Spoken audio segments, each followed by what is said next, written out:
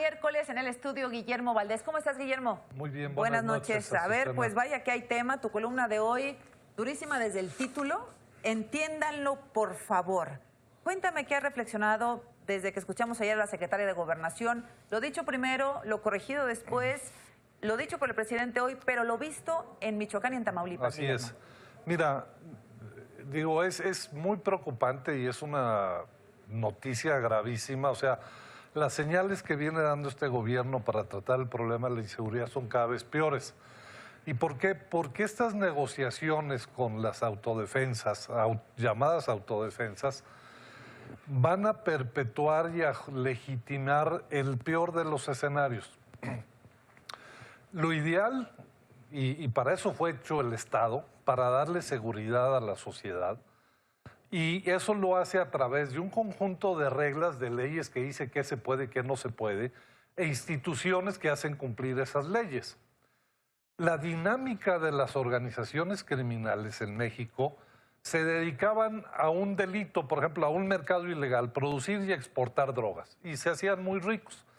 Pero luego fueron avanzando y además de ese negocio del narcotráfico se añadieron otros, los secuestros, el robo de combustibles, huachicol, el tráfico de indocumentados, delitos patrimoniales para quitarle a la gente su dinero, o delitos u otros mercados para quedarse con el dinero del Estado. Por ejemplo, el robo, el huachicol, o el control de presidencias municipales para quedarse con los presupuestos de los... Y por último, controlar toda la sociedad y regir ellos, ser el Estado real en las comunidades. Claro. Entonces, la sociedad ya no tiene para dónde hacerse más que aliarse con ellos.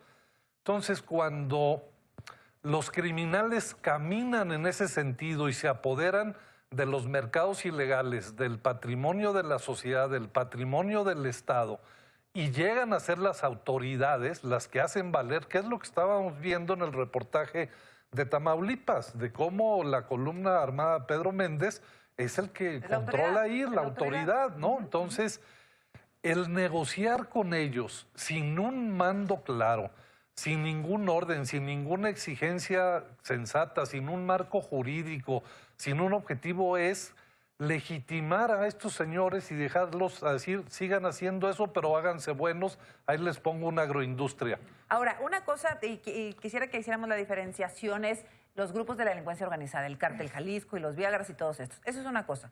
El tema de las autodefensas, aunque también pueden estar infiltradas y se pudieron corromper en el camino, es otro asunto. ¿Lo consideras pues así mira, o no? Habría que hacerlo caso por caso, pero eventualmente, por ejemplo, en Michoacán pudieron haber autodefensas legítimas cuando retiró Peña Nieto al ejército de Michoacán. Entonces la gente se vio indefensa y se organizó.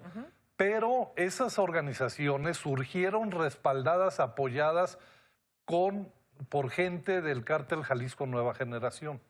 Y de hecho varias autodefensas de Michoacán, en realidad en la mañana se dicen que son autodefensas y en la tarde actúan como Viagras.